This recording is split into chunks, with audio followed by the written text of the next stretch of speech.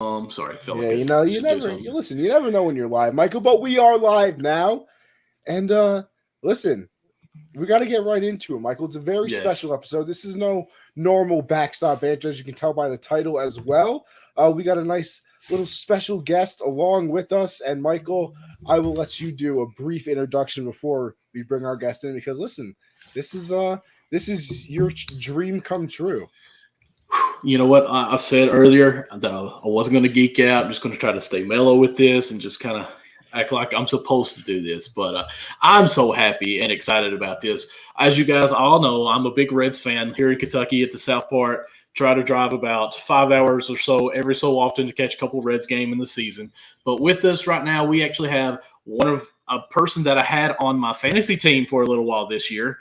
I did have to drop him though. I can't tell him that, but so happy to have him on here. Tejay Antone, welcome to the show, Mr. Captain Hook himself. Hey, thanks for having me, guys. Appreciate it. Oh, no problem. Thank you for responding to us and coming on here. Connie, do you know why he's called Captain Hook or who gave him the nickname? You know what? I can't. I'm not going to sit here and lie, but after watching some highlights, I can assume it's because of that nasty slider.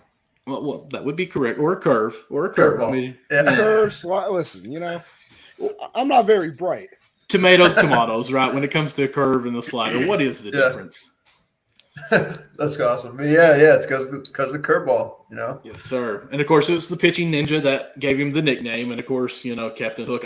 While we were waiting on you to join, I told him, I said, you know what, for Halloween, you should dress up as Captain Hook with, like, a Cincinnati Reds, like, theme with it. I think that would be awesome. But, cool. TJ, again, thank you so much for coming on here. We'll just, like I said, Connie was saying, we'll just dive straight into this, kind of get this going because your time is valuable to us, and we don't want to keep you all night long, which when we get together, me and Connie, we talk forever, really, so We'll keep it going. So tell us a little bit about background about yourself and where it all began, high school in Texas, and just we'll go from there. Yeah. Born in Oklahoma. Moved down to Texas. My dad played football for University of Oklahoma, so he kind of refound his roots back there. He's a national championship football.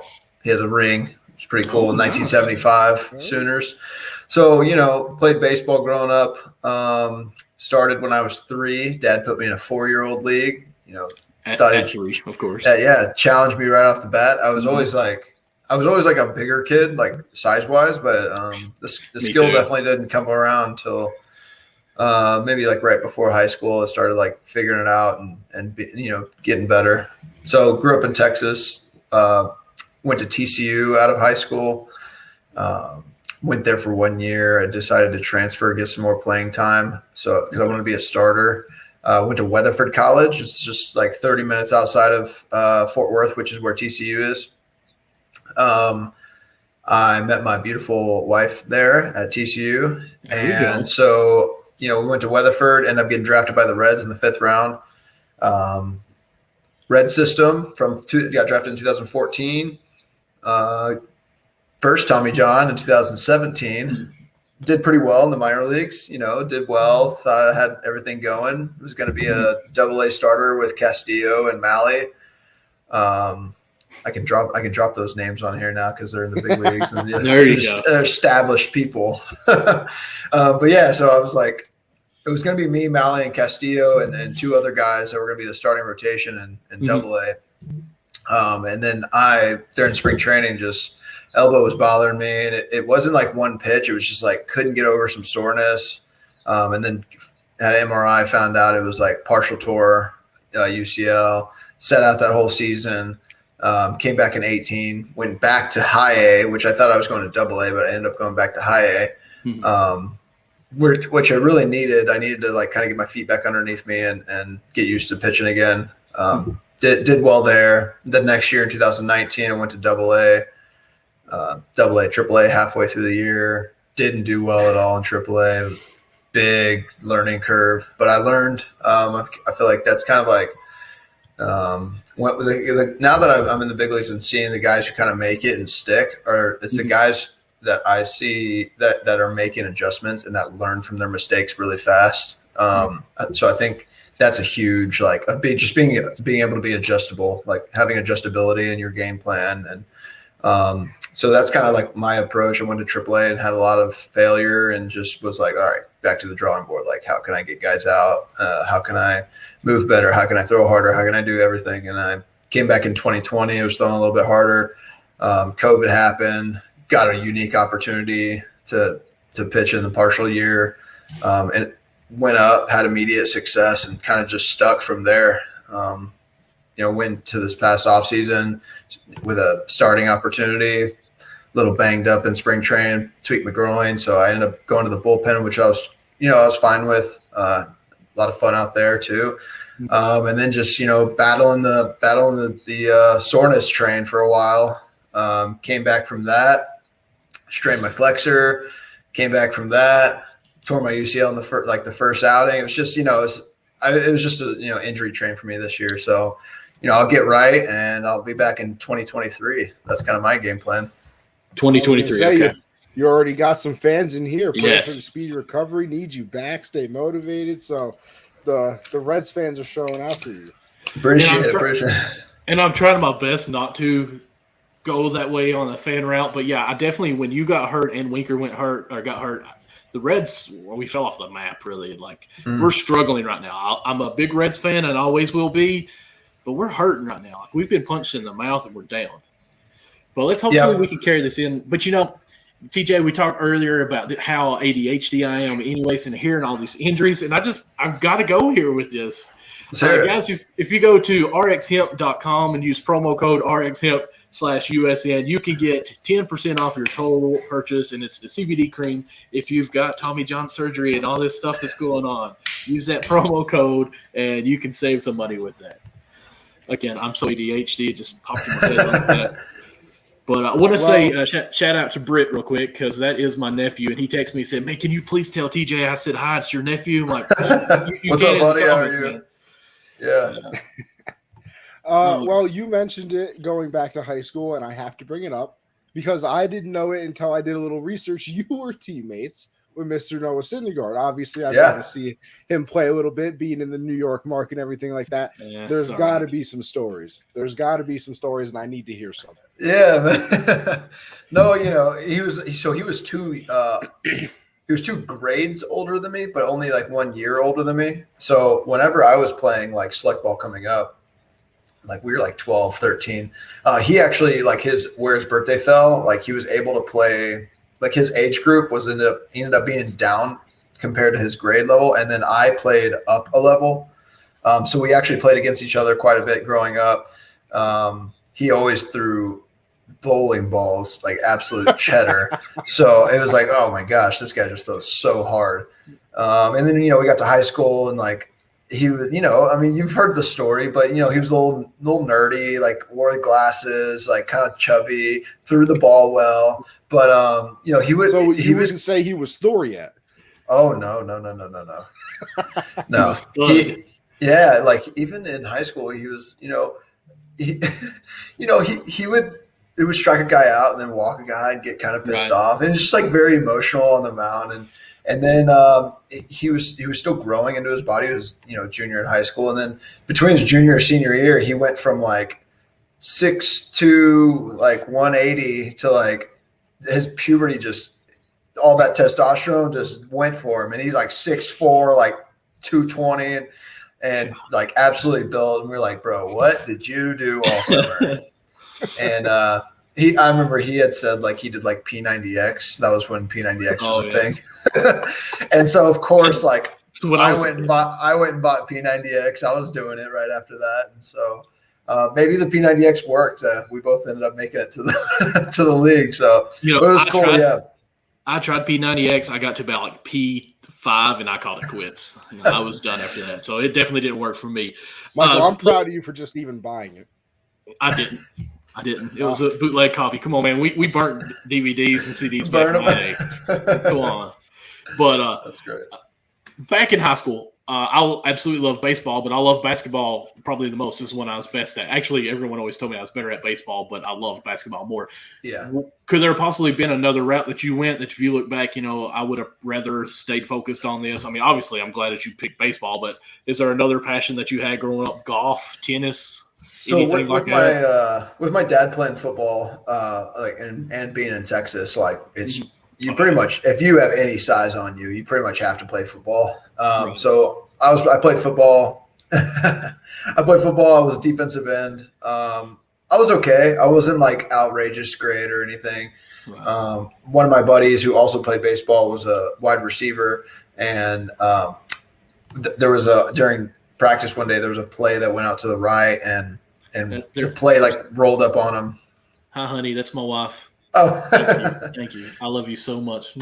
I am too young for P90X. Michael's 65, so. I mean, I'm 35, but it does feel like 65 sometimes. It's getting up there.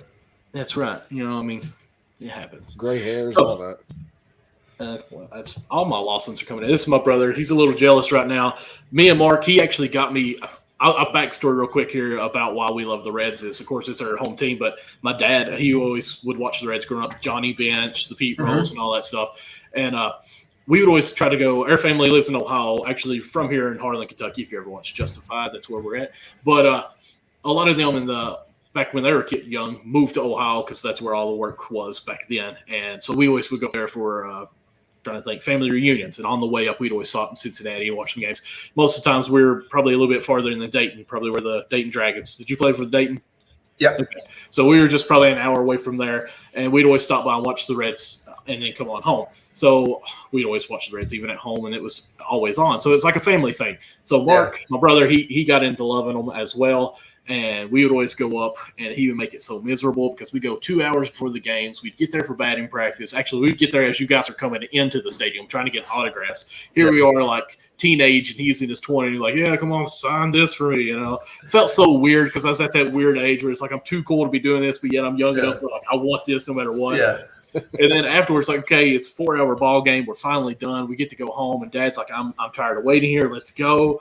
And then Mark's like, hey, man, I've got some more baseballs that they need to sign. So maybe we need to go back to the garage and get them on the way out. I'm like, really? I'm tired. I didn't order any food while I was in the stadium because it's so expensive. McDonald's is across the river here in Kentucky. Let's go. But Dusty Baker did give me a toothpick, not used once, so I pride myself on that. And that's just why we love the Reds. That's hilarious. You got your toothpick. That's right. That's right. Anyways, I'm ADHD again. Here it kicks in. I'm so off topic. Let's get back to you because, I mean, you're the real star here. Connie, what do you got? I'm pulling up some of my questions I got going on here. So you did get drafted in the 22nd round of the 2012 draft, but obviously, like you said, you decided to go to TCU. What went into that, choice? Obviously, at that point, that you're good enough to play in the majors. You got drafted. So why go to college, TCU, and then, like you said, you did transfer as well. You mentioned that you wanted more playing time, but was it a hard decision at all? Or, just take us through that whole, chapter in your life. Yeah, like I really wanted to get drafted out of high school. Honestly, just didn't want to go to school. Just kind of like checked out of that. But I knew that there was like a lot of benefits of going to school, because like as much as I wanted baseball to be my career, it's just not the case for a lot of people. So I knew that like school is a good option. And just like in the moment, 22nd round, I didn't get offered like a ton of money, and it just wasn't life-changing money for me. So and the amount of scholarship that TCU was giving me was great. It was substantial. So I just, in that moment, it just made more sense and for the rest of my life to go to school and get some schooling done. If you could have, did you finish college? I'm sorry. I just went for 2 years, so I got my associates. Okay, associates. What in, if you don't mind me asking? There's really, for your associates, you can only get it in two things, like associates in arts and associates in science, and I ended up doing the science. Okay. Yeah. Awesome. Science, is that going to help you any as far as your rotations with the ball? Because I went down a wormhole watching the Pitching Ninja and watched some video of him with the actual scientists of talking about spin rates and all this stuff. I'm like, this is way too far for me. So has that played any part in because you're very analytical, aren't you? Yeah, very. Yeah. And I want to know, has any of that helped towards that? Is that kind of why you focus on it too, maybe? I'm a very inquisitive person. I'm going to ask questions about everything. So just because I want to know what you know, kind of thing. Right. That's just the kind of person I am. I just don't like not knowing what other people, know, or not me not knowing if you know something I don't know. Right. There you go. Try and figure that one out. You're never the smartest person in the room, correct? Yeah, exactly. I understand. So, like the Reds, like that we were trialing some new scouting reports, and so I was actually getting like the advanced scouting reports, checking those out. I actually like those better than like the kind of dumbed down version that they gave us because it was so advanced. There's so many numbers going around. It's like you kind of you can decipher it yourself instead of like letting them decipher it for you. But yeah, like physics, biomechanics. I really like the human body. I like learning about the human body. I'm always listening to like podcasts and just trying to figure out how to like maximize my time whenever I'm training. So yeah, I really like the science side of stuff. Now, I may be getting ahead of myself, Connie. If you've got a question, go ahead, because I want to talk about last year, even with the analytical. I was a big fan of Trevor Bauer when he was with the Reds. I mean, I still am. I know their situation, so we won't go into that part of it. But how pivotal – let me back this up. Who was more pivotal last year for you? Was it more of the pitchers or actually some of the staff that helped develop some of your mechanics and stuff? Because I know Trevor helped Sonny Gray, and sometimes in his shows he would talk about how Sonny Gray wouldn't be doing something right, and I changed it a little bit for him, or just, we collaborated with our grips and everything, and then all of a sudden Sonny would be doing better than me to make me so mad. I mean, does that kind of stuff, does that help more for you pitchers or actually just your staff and everything? Yeah, last year, it was my rookie year, and I was all ears to a lot of people. Trevor being one of those, Sonny Gray being one of those, and guys in the bullpen too, trying to listen to Amir and how he has that AG mentality every single night. Like no matter now, it's even cooler to me personally. I think it's cooler to see that he's able to go out there, when he hasn't had some success and go be the same person. So. It's cool to like listen and take what works for you and then, filter and just kind of keep going forward. I think all those guys, and not just limited to those guys I've named, but everyone, we're all out there to help each other. We're a team. So like if I can show a guy my grip and help him with his slider and he can show me his changeup and help my changeup, like that's going to make our team better. Now you've been through a lot. I kind of want to back it up just a little bit. So, everything you went through, the first Tommy John and, you transfer college and everything like that. Does the date of July 27th, 2020 mean anything to you? Yeah, it's my debut. Yes, it is. Yeah. How? What are the emotions that go into something like that? I'm curious because, listen, I'll be honest with you. I don't think I'm ever making the MLB, but I want to know what it's like for somebody who actually can.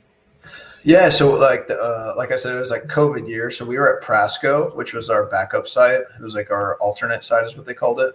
So the season started, and I didn't make opening day roster, and I was kind of bummed about that because I had done really, really good during they called it spring training 2.0 or like summer season or summer spring training. I did really, really well, and I thought I had earned a spot on the team. And then, opening day happened. David talked to me and was like, "Hey, we're not going to start with you." And I was like, "Okay." Like I got more work to do. I got to like really show them. And they ended up calling me the second day, or I got to Prasco, and they called me in the office and they were like, because I was asking if I could do like this advanced bullpen report. And I mean, that's just me. I'm always trying to do some extra. So they were like, "Hey, like we finished that advanced bullpen report for you. Like, you want to come check it out?" And I was like, "Sure, yeah, like no problem." So I came in there, and it was like 3 pages, and we went entirely through the first page, and then we went entirely through the second page, and then on the third page, it was just like an added page, and it said like, "You won't be doing that here in Prasco. You'll be doing it at GABP." And I was like. And then, like, I read it, and I was like, "What does that mean?" And then, this Great American Ballpark, Anthony. I got it. Yeah. I got it. I was like, "Well, why would I be doing it at the stadium?" They were like, "Yeah, you just got called up to the big leagues." I was like, "Oh my gosh!" Oh, nice. Yeah. So it was cool. It was really cool. So obviously, you still have that. No. It was actually on an iPad, so it was like Okay. Yeah, it was like 3 pages on an iPad. So, Gotcha. Okay. but yeah, I called my mom first, and then she didn't answer, and then I called my dad, and then he didn't answer. I'm like, this is like the one time you guys have to answer the phone, and like you didn't answer. And then I called my mom again. And she's like, I just got out of the shower. Can I call you back in 5 minutes? I'm like, no, like, let me tell you something. It's just the greatest opportunity in my life that I actually It's just get to the do, greatest day of my life so far. Yeah. But, so I'll wait till the process ride is over. I was driving down to GABP, and it was cool. It was a very cool moment. Showing up and just getting that opportunity. And then the day of my debut, Wade Miley had gotten hurt, and so I came in, and I was freaking out. I was really confident in the bullpen. I was like, man, I feel good. This is gonna be great. Like I was trying to like speak words of affirmation, and then the gate swings open. I'm like, oh my god, I actually have to go pitch now. Yeah, and so I ran out there, and I almost like passed out. So I had to like walk and breathe really slow. Yeah, I saw some stars for a second. I was like, oh wow, slow down. Yeah, I mean, slow down. I'm acting like I wouldn't have done that. I mean, I've almost done that like 4 times while talking to you right now. But do you think it would have been different if fans would have been there? Because 2020, there was nothing. You could hear everyone. I might have actually hit the ground, or might have been one of those cases like they throw up on the back of the mound and then just like continue. Oh, no. Yeah.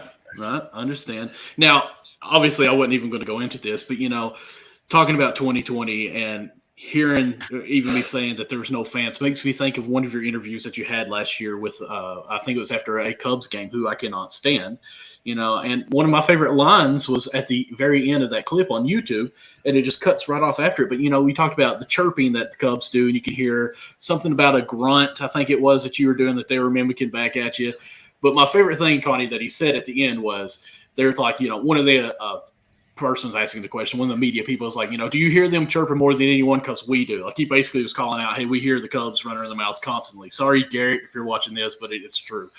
And his response was, you do hear them most, but I've noticed that when they're down, you don't hear them chirping very much. And it just cut off. I was like, what a line. What a line. So yeah, there were people trying to make T-shirts out of that. I was like, oh, God. I was like, man, I'm a rookie. I can't be talking this much. Well, I did not mean that, guys. Not true. No, we love prosper in pettiness over here. Prosper. Speaking with that, like, do you like the bat flips? Do you like the hollering? Like this new era that's coming on? Like, yes, you're a rookie, but that's what we love as fans. I love emotion. I love the bat flips and the fist pumps. And I even like when someone on the other team and like you punch them out and you kind of give them like a little side eye, give them a little one of those, and they're upset. But then the next time they get like a hit off you and they give you the little side eye. Like I love that competition. It's fun, but it's like competitive, and you're trying to punch every single person out. I just don't like disrespect. That's just the only thing I don't. But, sometimes you get so emotional and so competitive that it ends up happening. So, I might disrespect someone in the future. So don't hold me to that. Listen, we got some comments coming in here with some questions. I was going to bring some in. Connie, you got something? Go ahead. I just need to know this first. Now, you make it to the MLB, everything fantastic. You always hear about your welcome to the whatever sport moment. I need to know yours. Was it, a big strikeout you got in a big situation? Did you give up an absolute tank to somebody? Like, what was your I'm in the MLB moment now? I don't remember if it was my debut, and I think I had a man on first, and I picked off, and I threw the ball to Joey Votto. And I was like, oh, my God, I just threw the ball to Joey Votto. And then he threw it back to me, and I was like, oh, my God, Joey Votto just threw the ball back to me. That was my, that was one of my ball to the dugout and be like, let me keep that ball. Joey touched that. Yeah. But yeah, that was a big moment for me. I don't know why. It's just like that moment. I was like, oh my gosh, like that was whoa, like that was so weird. Oh yeah, man. It was very cool though. I once caught a Joey Votto foul ball. Actually, the field person did and gave it to me, and I didn't know what to do with it afterwards because I panicked. So I took it back home and passed with it, and like what am I supposed to do? Like mount this thing? Like. Yes, it's weird. Once you got it, yes. By the way, I would love to get him to sign it. Can I maybe send it to you? Let's see here. Let's get one of these comments in here. See here. Corey had one, I think. We got some other comments. Blaine, if you're still in here, we will get your comment. I was going to kind of wait towards the end on this. Oh, I was going to go to that one now. Oh, you want to? Okay, we can go Yeah, to it now. this is a hot topic. Don't Go worry ahead. about I clicked it and you I did. got it. All This is right. a hot topic. The foreign substances in baseball, obviously the sticky stuff as it is known. We've seen some people come out and say that it's, led to more injuries. You had Tyler Glass now say, like, listen, I have to grip the ball 10 times harder than I have to. That's leaving me sore in places I didn't even know I could be sore in. Now, I don't know if you want to say that it contributed to your particular injury, but do you think it has some, like, that not having anything, not only the spider We tag, don't even know if he uses it. Back up. Yes, of course. True. I'm not. Listen, don't or worry. used. Or used. We're not going there. But do you think this banning of all sticky stuff is leading to more injuries somehow? Yeah. I mean, I do a little bit because, like Glasnow said, you do have to grip the ball harder. Without it, it's just the friction on the ball with how fast you're trying to move your arm. You just have to hold on to it. But I think just really the biggest issue was the league like enforcing the rule in the middle of the year. I think that is just that's just like wrong. I think they should have gone into last offseason and say, hey, listen, we're going to crack down on this next year. These are going to be the rules. Like, if you use it, we're going to catch you. If you don't use it, then perfect. You're playing by the rules. But like, I think just like right in the middle of the season, I think they were freaking out about not like however many no hitters were thrown and then the average being down a little bit. It's like, okay, just wear it this year and then apply the rule next year. But I just think the abrupt change is what caused injury, not necessarily the use or not use. I just think guys went into the offseason training with this stuff. I'm telling you, I know a lot of people who threw bullpens and they trained with it. Like you use it in your bullpen to train with it to get used to it during season. It's not like, oh, hey, today you're in the big leagues and you're going to use the stuff. Like you train with it so you know how it works in the game. But I just think the abrupt change of going from guys used it to, okay, now we're going to police you and check your glove and check. I just think that is what maybe has caused an increase in injuries, if there is an increase in injuries this year. I also think it's tough to tell because we had a 60-game season last year, and the innings have just gone through the roof. So workload's different. It's just tough to kind of compare apples to apples on that. Right. I actually think one thing that made them enforce it midseason, and again, I'm not with it, it's because social media. Like, you start seeing them more and more of like, oh, what was this pitcher doing? Yeah. Yeah. 100%. And I think that's why they probably did it so abruptly, if I said that word right. Yeah. But again, I think the league batting average was like 210. Like it was awful. Oh yeah, you guys were bodying batters out here. We were, I definitely agree with we that. were. But to me, that's almost, and substance, whatever it is, like you said, its own category. But it's almost to me like changing a rule like that, even if it's good or bad, not to do it. It's like, okay, you trained all year. Now mid-season, we're going to say move the rubber back 6 feet. Like you can't just instantly on a dime like that change it in my eyes. And so many people are like, well, you shouldn't have been cheating in the first place. It's like, well, they were letting it happen for the past 100 years. So right.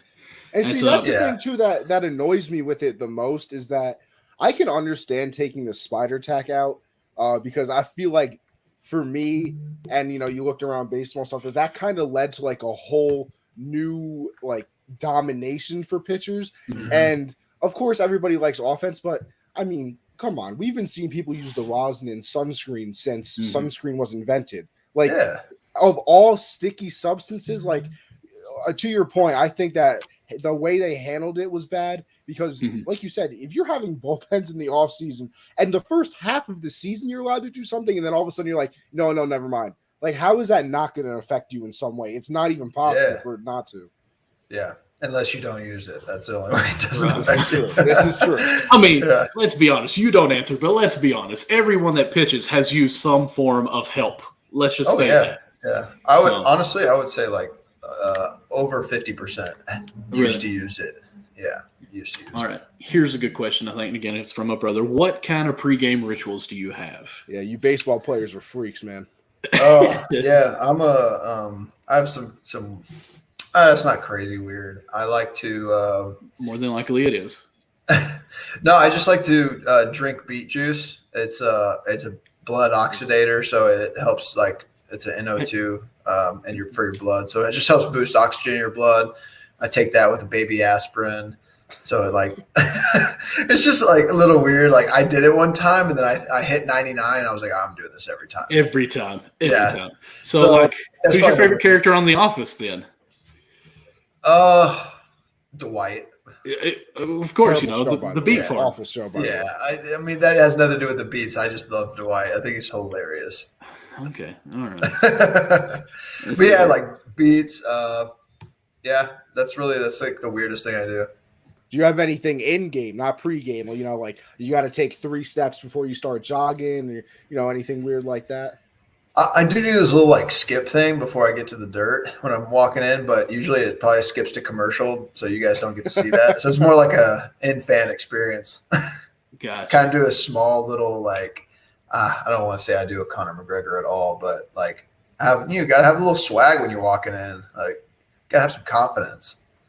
Anything that you have to have on, a necklace, a wristband, a Hulk tattoo? No, I just wear this like so I don't have it on right now, but just the simple gold chain. It's like really tight, but I gotta have that on. It's like gotta wear it. Yeah. Okay, let's see here. Corey had a good question. Go ahead. No, go ahead. Bring him Corey. All right, Corey had a good question here. When you have decided, let's see here. When do you decide on the pitches you are going to throw? Are there pitches that you try in practice? Let's see here. Then it goes on that you haven't tried in game. Yeah, you work on a knuckler somehow? Yeah, so earlier this season, so last year I threw a changeup, and then early on in this season I like didn't throw a changeup. Like I just never had a situation where it's like I need to throw a changeup right here. And so I ended up going like 20 innings without throwing a changeup, and I'm so used to because like they have hitters have scouting reports on us, and they see like who what pitches does this guy throw, and I had 0% changeups, and I was like, oh god, like I need to throw in the changeup now, like just at least get the guy thinking about it a little bit. And then I still didn't throw it. We were like looking at it, me and the pitching coaches were looking at it, and like I had decided just randomly to like work on a splitter, and like I threw a splitter for a while and it was really good, and I was about to debut it, but DJ wanted me to wait, and then I waited, and then then I got injured. So, but I was going to debut a splitter at some point during the season. See, hitters, watch out! 2023. Now you really don't know what's happening. Yeah, by then he has a knuckleball, and you'll never see it coming. I might. Okay. I have to know this. Excuse me, because I like thinking games, like as far as just anything in depth like that. That's why I love basketball. That's very odd because you don't seem like the thinker to me. Anyways, but like when you see scouting reports about yourself, do you kind of go against that sometimes? Like, you're saying, okay, batters now are going to be thinking I'm hitting or going to be throwing or haven't thrown a curve, so they're going to be looking for a fastball. But then they're going to know that I know this, and so now I'm going to throw even more fastballs because they're waiting for a curve or a changeup or something like it. Do you ever say, okay, this is what I do, so I'm actually not going to go against it and do what I do? Does that make any sense? Yeah, I think that makes sense. Okay. Like for example, if I throw 72% curveballs on OO count to left-handed hitters, like now to me, I want to balance that number out, and I want to maybe mix in a couple extra fastballs just so it's a little bit more not so heavily on, he only throws curveballs here. I'm just going to say curveball. Like you definitely have to try. I personally try to keep there's that balance between it's like, all right, I want to keep my numbers balanced. I want to make sure the hitters are on their toes, but I also just want to pitch my game when I go out there. Like if it is skewed in one direction, like I'm just gonna throw my pitch. Here's a good question. Antone curve or Luis changeup? Who's got the better put away pitch? Castillo. Bro, his changeup's like 90 miles an hour. That thing is disgusting. Is that a changeup? Like it's 90 miles per hour. He holds it like a true changeup, but I mean, his pitch is disgusting. I have no chance against that. So how fast, how slow is your changeup? Upper 80s, 86, 88. Okay. And I'd cry if that was thrown at me, by the way. Just saying. Yeah. I mean, I think back in high school, in which I didn't play baseball in high school, I started focusing on basketball, and I didn't play football because I played point guard in high school, and I didn't want to be point guard in basketball and go to the line in football, so I didn't play. Oh, yeah. But, like, our pitchers then were throwing – like, we had one guy who went on to play for Morehead City and actually played against Kentucky and beat them, but he was throwing 80, and it was getting scouted. Like, that was his fastball was 80. And I'm sitting here thinking, like, you're 86 changeup. Like, I couldn't imagine seeing something like that. Yeah, the game's different now, man. The game is different. Everyone, you got to throw hard to get in the game. This is true. Everybody throws 95. It's ridiculous. Oh, this is why people kill me when baseball is boring. There's so much thinking that goes into it. It's like a chess with bats and balls. Exactly. Hey, baseball is the thinking man's sport. That's why it's not for everybody. I play a lot of chess, actually. Do you? I actually Fun played fact. Monday for the first time in probably 6 months. Your boy in the 6th grade was in the chess club, got to Blue Star, just saying. Oh, you're bad. I don't even know what Blue Star is. Okay. I don't. Cool. No. Listen, I don't remember how high of a ranking it is either, but I did beat the valedictorian that later went on in high school. So you could probably say I'm smart. I wouldn't go that far, but it's all right. You're obviously going through your second recovery right now, and that's a long process and everything like that. But I just want to know, obviously you mentioned your wife, and I assume that she plays a big part in this. How important is that support system when you're going through stuff like this? Because you were having a good season this year. Like it was pretty well. I looked at your numbers. I believe you had like a 2.2 ERA, something of that nature in 35 innings. He helped my fantasy team while I had him. Yeah.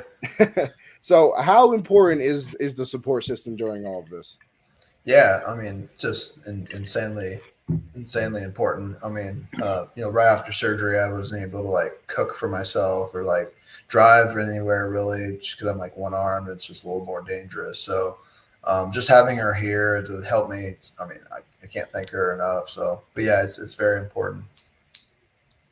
Anyone else sticks out that you'd be like, hey, I can always call to if I'm down in the dumps? Because let's be honest, something like this happening in a career right now, I mean, it has to be somewhat depressing a little bit. And, we talked about this a little bit, how having at least, a faith in a Christianity that can help as far as upbeat on that as well. And kudos to you on that. And I'm so thankful for that. But is there anything else that you can call out, be like, hey, my best buddy I can call, he's always there. Or Joey Votto, he says, hey, remember that time I threw the ball back to you? No, I mean, yeah, like you said, it's tough, but at the same time, like as long as you don't, I mean, I don't have my identity in baseball anymore. Like I've been down that road, and like I was like distraught after my first Tommy John, and I realized like how many eggs I had in that basket to make it, and from that point I realized like I need to kind of diversify a little bit, because I mean baseball is going to end eventually. That's why I opened Cova Sports, my baseball facility. I do real estate investing on the side. I do. I have a nonprofit now, so I'm trying to do some stuff for that. I have like a Zoom call with like children's hospital like later this week. So it's just like I'm just trying to like do as much as I can. Like I podcast with you guys, because I think it's so much. It's so much more than baseball. And, people say that all the time, but it's not, you got to live it too. It's just baseball's cool. And I hope I get to play for another 15 years. I honestly do. But, if it ends tomorrow, like it ends tomorrow, and I'm going to continue my life. Like my life is not just baseball. So, but yeah. It makes me think, and this is, again, how my brain is. It makes me think of Ric Flair, the WWE wrestler. He did I think they had a 30 for 30 with him, and how, like, he is nothing but wrestling in the party life. Like, he is still in wrestling because it's consumed his whole life. That's all he can do. He doesn't have an identity outside of that. So kudos to you for that as well. Can you tell us something about COVID? Because I look into it a little bit, and I kind of was interested. Of course, it's in Texas. Even on your podcast that I was talking about, referring to earlier with Pitching Ninja, you talked about how – well, I'll just let you talk about it. How about that?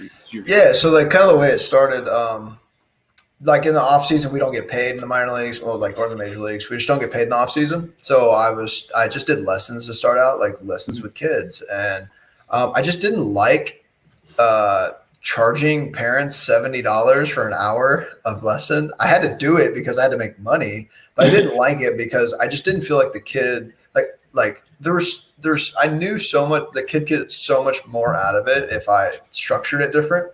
So I went from a single kid for $70. I was like, hey, I asked 2 of my clients, like, would you guys be willing to do like 2 guys at the same time? Then we'll do some like drills and this and that, and it'll be a little bit better and make cheaper for you guys. And so they ended up loving it. I went from 2 kids in a group to 4 kids in a group. And I had two groups of 4, right? So I had 8 kids that I was working with. Charged them even less, charged them like a monthly price.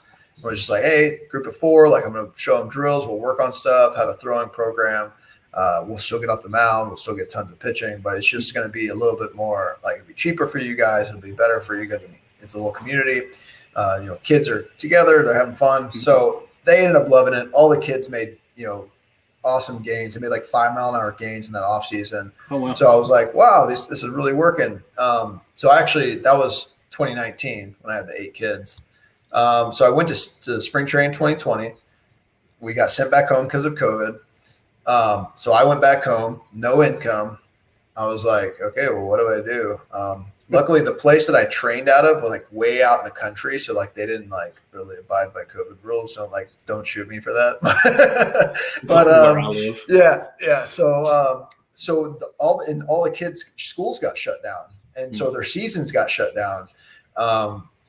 And so like I went from 8 kids to like 30 kids because every kid was just trying to train with me because I was just in big league camp and they're just trying to train with me in the same sense. So I actually hit up my boy. So I did pitching. Another guy in the facility did hitting. It's Jonathan Lucroy, which is David Lucroy's David Lucroy, which is Jonathan Lucroy's brother. Right. So David was in the facility doing something similar with hitters. I really liked what he did. I told my boy from Houston, my boy lived down in Houston. His name's Jeremy Kibble. I straight up told him, like, hey, you need to move up here. I'm about to go back to season. I have like 30 kids. Like, I need you to come. He was training kids in Houston. I was like, why don't you just come train all my kids? I was like, you can come live. You can live in my house for free. I literally don't care. Just come train all these kids because when I come back, we're opening a facility. And he was like, oh, okay. So he moved up, took over all my kids. I went back to season. I came back, and we had like 75 kids with just a pitching program. And then another like 30 or 40 with the hitting program. And so we were already almost at like 100 people. Mm-hmm. And we were like, dude, this income, like we have to open our own facility. So we ended up opening our own 10,000 square foot facility with those 3 guys. So Jeremy Kibble used to play for the Reds in the minor league system. He's been up to 100. We had Tommy John together the first round. David Lucroy, he played in the Brewers organization. Brother Jonathan Lucroy, he knows his stuff with hitting really well, and he's really smart with the pitching. And then I go back every offseason now and train the kids. So I'll be joining them here in a couple of weeks when I get back. And it's just a lot of fun, man. I love hanging out with the kids and teaching them. And a lot of kids try to make it a big deal. Oh, you're a big leaguer. I'm like, bro, I'm just Tejay. Like, let's get to work. Like, let's get to work. I'm gonna teach you what I know. Like, let's get to work. So, and I'm sure that helps too. Because, these kids are seeing you guys who have made it, and this is how they're working out. So, I mean, that too is going to show them or the work ethic that they need. So, I like that too about it. Yeah, it's cool. I really love it. And now I actually have my own personal place I get to go for myself. So it's kind of twofold. The kids can come and train, and it's like, guys, I'm not going anywhere else to train. I train here too. So it's like they trust it more when I'm there. It's cool. It's a lot of fun. It's a very cool place. It's like all black. I don't know if you got to see pictures, but Cobra Sports. I actually did go to the website. Yeah. Yeah. Cobra Sports, Texas, TX. So, what I'm hearing is, you just need to fly me on out there and let me see this place and see how much fast I can throw. I'm going 67 max. Yeah. Oh, yeah. Hey, so now the next year I'll be in rehab all year. I'm actually going to be running the remote training program. So if you guys want some remote training, just hit us up, and I'll be programming that. Okay. You let us know if you're in the Kentucky area. Michael, you'll go from 67 to 68 in a couple of weeks. And you give me, yeah. If I can hit 67, I'd be happy. Michael, hold on. Tejay, I have a very important question for you that I think is going to determine if I decide to like you now, even though I do like you already because you're here and you like the bat flip. Just get to the point, man. No. Michael thinks he can hit a home run in a major league park.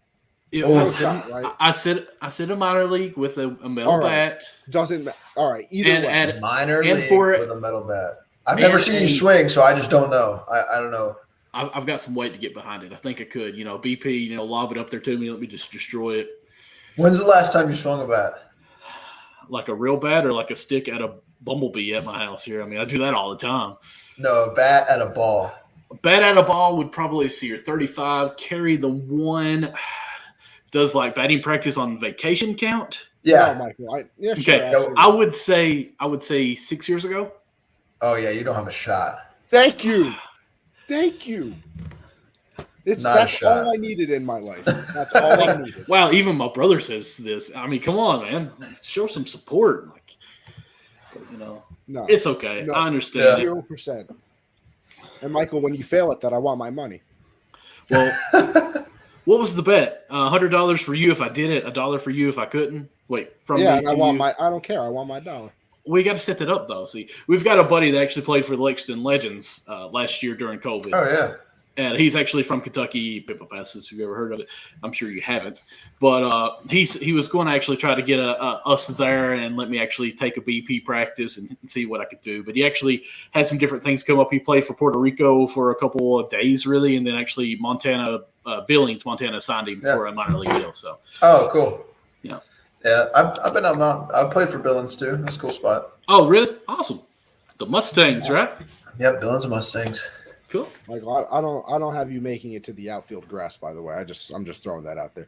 I could totally hit the outfield grass, man, if nothing else. Oh, I don't know. This is a very important question as well. Favor and least favorite parts. Wait. I'm sorry. I actually swung. It was a stick at a tennis ball at work the other day when my store manager was trying to hit me. It's not a bat. I mean, okay, that's true. All right, I'll give you that. Favorite and least favorite parks. I'll take the city into account. I need you to take. You want me to take so with the city, Chicago Cubs.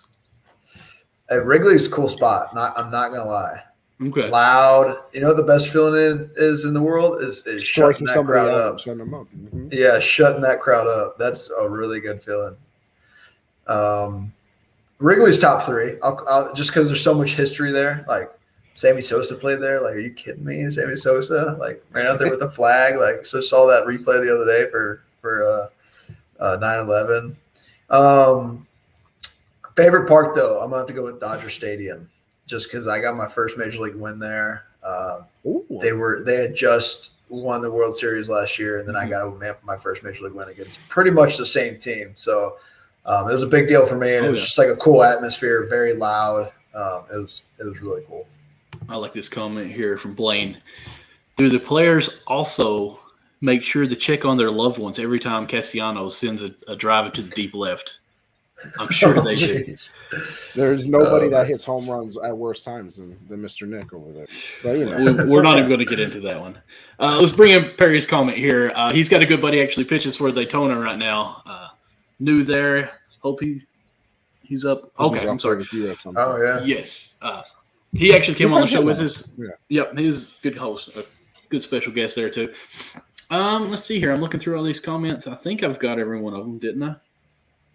I don't know, Mike. Other than Blaine saying that I could hit a golf ball. So, I mean, I appreciate that. I could hit a golf ball out of it. Maybe. I'm going to say I've got a very bad slice. Like, I can kill it, but it probably goes like 150 to the left instead of straight. But so I kind of just quit that. Do you know who your first strikeout was against? Yeah, David Bodie. Oh, instantly. You have the ball. Yes. Framed. Yep. Absolutely. See, Michael? That's what you like to see. That's what you should have done with the Joey Votto ball. Have to. If you don't have your first strikeout framed, come on. Like, what? What was the very first pitch that you threw? Fastball. Was it for a strike? No, it was for a ball, and then I hit the guy the next pitch. Oh. I mean, it happens. I went ball, hit by pitch, fly out to deep center field. Caught it, though. got the third out because I came in with 2 go. outs, got the third out, and then I proceeded to go like 4 1/3. We gave up 1 run to Rizzo. This is my debut. I'm okay. talking about it. Oh, was it actually the interview where they were talking about like you hit a player and they're like saying that they thought you did it on purpose? That was later. Okay. Yeah, that was later. Okay. Rizzo we played a doubleheader against Cubs, and right. Rizzo was going off, and his hole is like up and in. Well, he stands right on top of the plate. So like my first at bat, I threw one up and in, and I kind of like left it over the middle of the plate. Like, well, I don't want to do that again. He got a hit. So I was like, dang, I got to make sure I get up and in. If I miss in, like that's not on me because he's on top of the plate. And I kind of like threw it up high instead of like in, and whatever. You know, he freaked out. It's hard. I don't get it. I'd freak out too. I'd be upset. It was like 97 at his head. So but I'm in the moment, so I didn't show any remorse. So it looked like it was on purpose. I mean, I was just trying to go in, brother. That's your hole. You can't hurt New York Yankee legend Anthony Rizzo. You know what I mean. What? New York Yankey legend. Yeah, that's right. I mean, that's the wild card spot over here. Lead us wild. All right, and you know what? You mentioned it. We were talking about hitting. You are obviously an NL pitcher, but I need your full take on this. We ask everyone. I can't stand to see you guys hit anymore. I'm sorry. I love pitchers. I can't do the pitchers hitting anymore. Do you have any thoughts? I agree with you. I am sad. I'm sad that I never got a major league hit. I'm very sad about that because I got like 5 at bats. But I agree with you. I'm over it. I just want to pitch and just like go back to the dugout. Well, like when's the last time that you swung a bat before this year? Oh, in the off season. I mean, we got to practice. Well, I mean, in a game. Oh, in AAA the year before. Okay, so you actually we hit in AA and AAA. Okay. I bang a little bit. I got a good little batting average. Yeah. You ever get a home run? Mm-mm. Oh, okay. No. Just a little bit then. He made it to the grass in the outfield. See, I just find singles. I'm a single finder, you know. Singles are good at Wendy's. Listen, all about, and not everybody can be the legend Bartolo Colon and, send one deep. That's right. It's a very difficult thing to do. That was sick. What a moment. Okay, now we've talked to you about baseball, your career, and your time. I need to know some stuff about my Reds. Who's the guy in the dugout that sets the tone every day? Who's the guy that when he speaks, everyone listens to? And who's the cut-ups? I want to know everything I can. And go. Yeah, Joey. He's the tone setter. Yeah, he speaks. We listen. It's his team. It's our team, but it's his team. Right. I feel like the guy who's always jacking around is Suarez, but he's always having a great time. I love hanging out with that guy. So Aquino's not far behind him. Okay. Aquino is a clown. But yeah, man, like I feel like the team does a really good job of.